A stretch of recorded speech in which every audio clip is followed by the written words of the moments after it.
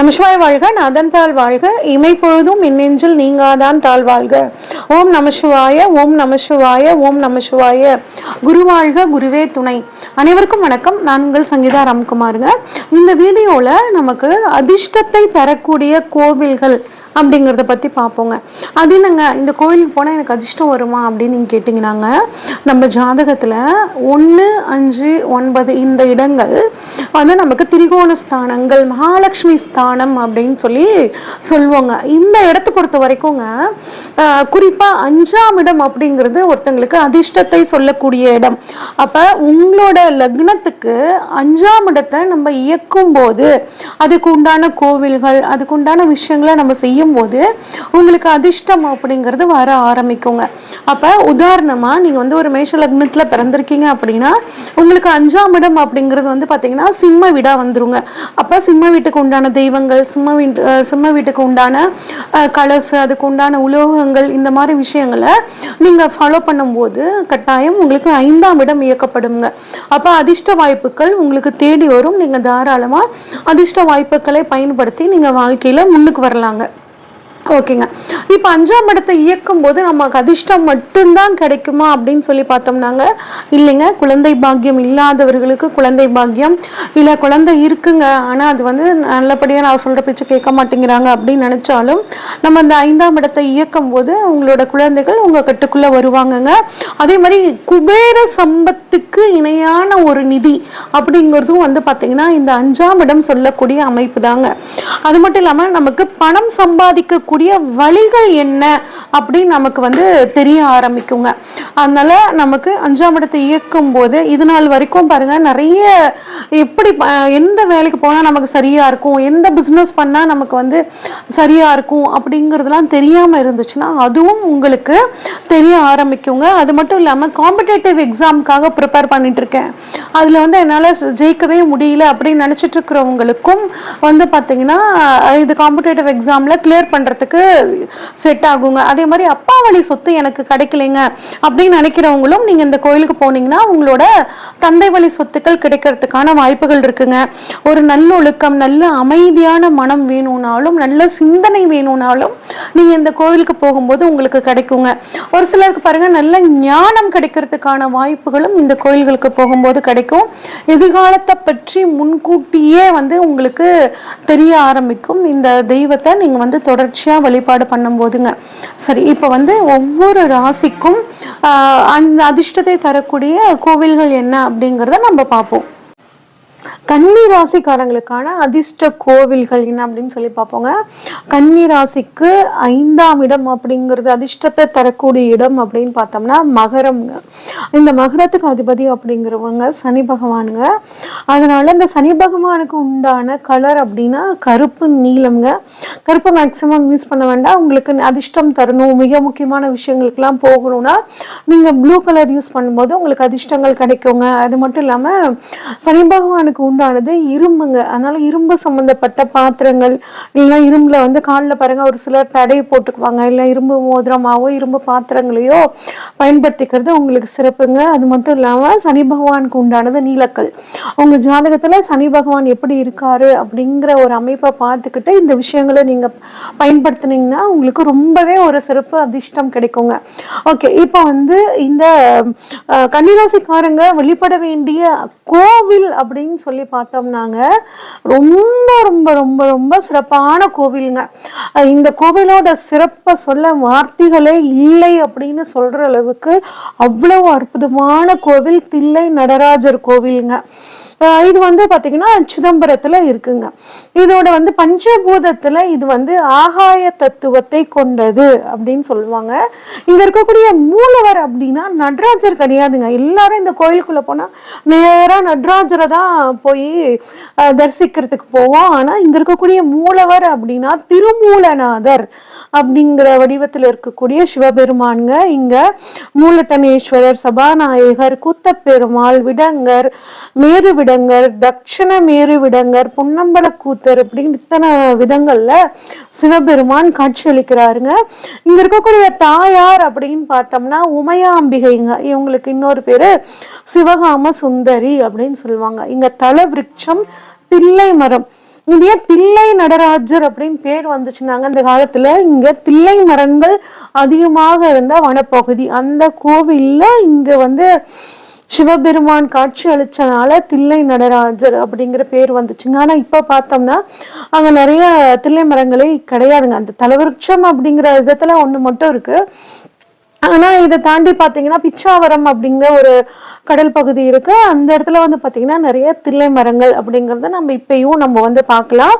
இங்க இருக்க தீர்த்தம், இங்க நிறைய தீர்த்தங்கள் இருக்குங்க. சிவகங்கை தீர்த்தம், பரமாத்ம கூபம் அப்படிங்கிறது, வியாக்கிரபாத தீர்த்தம், அனந்த தீர்த்தம், நாகஞ்சேரி, பிரம்ம தீர்த்தம், சிவப்பிரியை தீர்த்தம், புலிமேடு தீர்த்தம், குய்ய தீர்த்தம், திருப்பார்கடல் அப்படிங்கிற மாதிரியான இத்தனை தீர்த்தங்கள் அங்க இருக்குங்க. பாடல் பெற்ற ஸ்தலம்ங்க.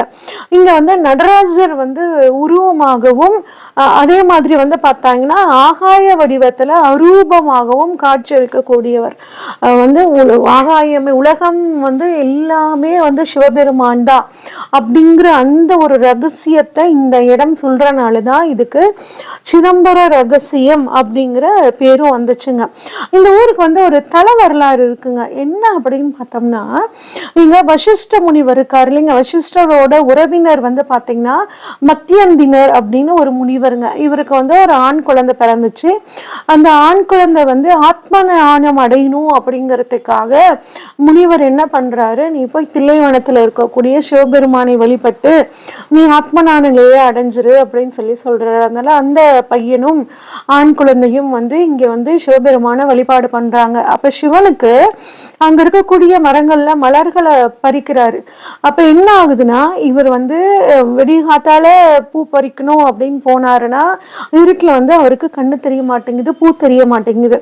இதே வந்து சூரிய வெளிச்சம் வந்ததுக்கு அப்புறம் வெடிஞ்சதுக்கு அப்புறம் பூ பறிக்கலாம் அப்படின்னு போனாருன்னா அங்க இருக்க பூல இருக்கக்கூடிய அந்த தேனை வந்து வண்டு சாப்பிட்டறதுனால இது வந்து எச்சில் ஆயிருது. அதனால இறைவனுக்கு வந்து படைக்கிறதுல வந்து அது தவறா இருக்கு அப்படின்னு ஒவ்வொரு தடவையும் ஒவ்வொரு நாளும் மலர் பறிக்கும் போது ஒரு மன கஷ்டத்தோட இவர் வந்து பூ பறிச்சு இறைவனுக்கு சாத்துறாரு. ஒரு நாள் வந்து ரொம்ப மனம் நொந்து போய் இறைவன்கிட்ட கேட்கிறாரு, இதுக்கு வந்து எனக்கு ஒரு வழி சொல்லுங்க, உங்களுக்கு இந்த பூவை படைக்கிறது எனக்கு மனசுல வந்து ரொம்ப சங்கடமா இருக்கு, மன வருத்தமா இருக்கு அப்படின்னு சொல்லவும் சிவபெருமான் என்ன பண்றாரு அப்படின்னா காட்சி அளித்து, உனக்கு புலி நகம் உடைய கைகளையும் கால்களையும் கொடுக்குறேன், கண் பார்வை தரக்கூடிய அந்த புலி கண்களையும் வந்து நான் உனக்கு கொடுக்குறேன், இதை வச்சு மரத்துல ஏறி நீ பூ பறிச்சு உனக்கு வந்து நீ வழிபாடு பண்ணி உன் மன திருப்தி அடைவாயாக அப்படின்னு சொல்லி அருள் புரிந்த ஸ்தலம் தான் இந்த ஸ்தலம் அப்படிங்கிறதும் ஒரு நம்பிக்கைங்க.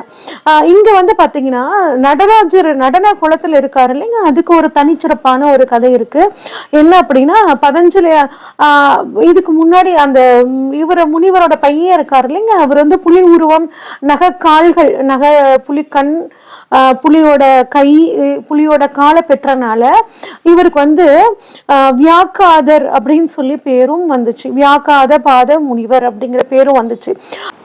இங்க ஏன் வந்து பாத்தீங்கன்னா நடராஜர் கோலத்துல சிவபெருமான் காட்சி அளிக்கிறார் அப்படின்னு பார்த்தோம்னா, பதஞ்சலி முனிவரும் வியாகாத முனிவரும் வந்து அவங்க கையில வந்து சிவபெருமானோட நடனத்தை பாக்குறாங்க.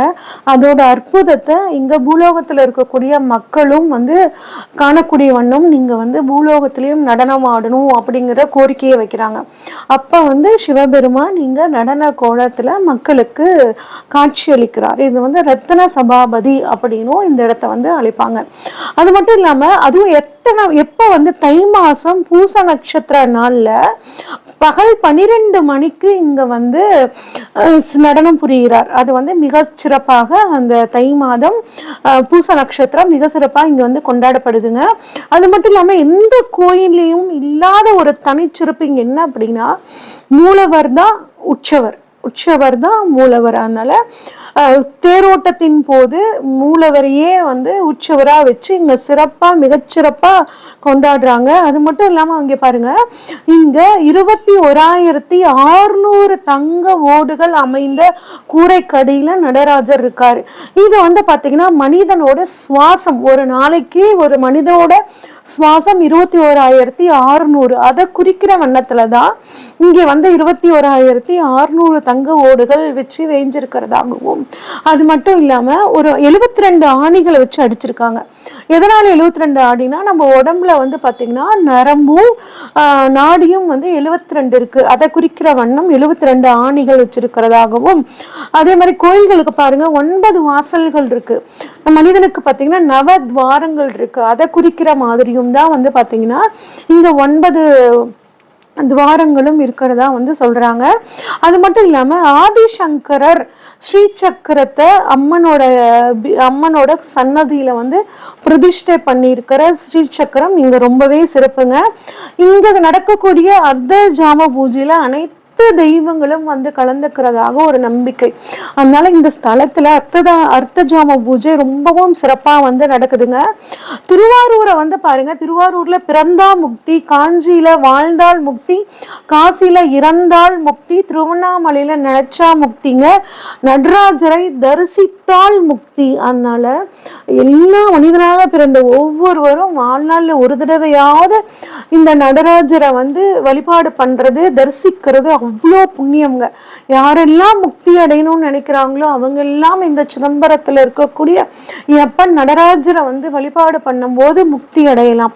இன்னும் ஏகப்பட்ட சிறப்பு இந்த நடராஜர் இருக்குங்க. அதெல்லாம் திருமணம் தோஷமா, குழந்தை பாக்கியம் இல்லையா, அனைத்து விதமான தோஷங்களுக்கும் நிவர்த்தி இந்த ஸ்தலம்ங்க. திருமணம் ஆகாதவங்க இங்க நடக்கக்கூடிய அர்த்தஜாம பூஜையில வந்து அர்த்தஜாம பூஜையிலையும் பள்ளியற பூஜையிலையும் வந்து கலந்துக்கும் போது திருமணம் நடக்கும் அப்படிங்கிறது நம்பிக்கைங்க. இந்த தில்லைவாழ் அந்தணர்கள் 3000 பேர் வாழ்ந்த ஸ்தலமாகவும் இந்த ஸ்தலத்தை குறிப்பிடுறாங்க. இவ்வளவு சிறப்பான இந்த தில்லை நடராஜரை வந்து கன்னிராசிக்காரங்க வந்து வழிபாடு பண்ணும்போது ரொம்பவே உங்களோட வாழ்க்கை அதிர்ஷ்டம் நிறைந்ததாக மாறுங்க. இது வரைக்கும் நம்ம பார்த்தது ஒவ்வொரு ராசிக்கும் வந்து பார்த்திங்கன்னா எந்த கோவிலுக்கு போனால் அதிர்ஷ்டம் கிடைக்கும் அப்படிங்கிறத பார்த்தோங்க. இது எல்லாரும் அப்படியே இயக்கிடலாமா, நான் சொன்ன உலோகத்தை அப்படியே பயன்படுத்திடலாமா, அந்த கலர் அப்படியே பயன்படுத்திடலாமா, இந்த கோயிலுக்கு அப்படியே நம்ம உடனே கிளம்பி போயிடலாமா அப்படின்னா இதுக்கு சில விதி விலக்குகள் இருக்குங்க. உங்கள் ஜாதகத்தில் அந்த 5ஆம் அதிபதி எந்த பொசிஷனில் இருக்கார், நல்லா இருக்கார், ஆட்சியாக இருக்கார், நல்ல பாவம் வாங்கியிருக்காரு அப்படின்னா தாராளமாக நீங்கள் போகலாங்க. ஆனால் இல்லை அவர் வந்து சரியில்லாத இடத்துல இருக்கார், நீசமாக இருக்கார் அப்படின்னா ஒரு சில முன்னெச்சரிக்கையான விஷயங்களை பண்ணிவிட்டு நீங்கள் அந்த கோவிலுக்கு போகிறது சிறப்புங்க. இப்போ உங்களுக்கு அதில் ஏதாவது சந்தேகம் அப்படின்னா ஸ்க்ரீனில் தெரிகிற வாட்ஸ்அப் நம்பருக்கு உங்கள் ஜாதகத்தை அனுப்பிச்சி வைங்க. அதுக்கான விஷயங்களை நான் தெளிவாக நீங்கள் என்ன வழிமுறைகளை செஞ்சுட்டு போகணுங்கிற விஷயத்த சொல்லிடுறோம். நன்றி, வணக்கம். இந்த வீடியோ உங்களுக்கு பிடிச்சிருந்துச்சுன்னா லைக் பண்ணுங்கள், ஷேர் பண்ணுங்கள், கமெண்ட் பண்ணுங்கள், மறக்காமல் பண்ணிடுங்க. பெல் ஐக்கானையும் கிளிக் பண்ணிடுங்க.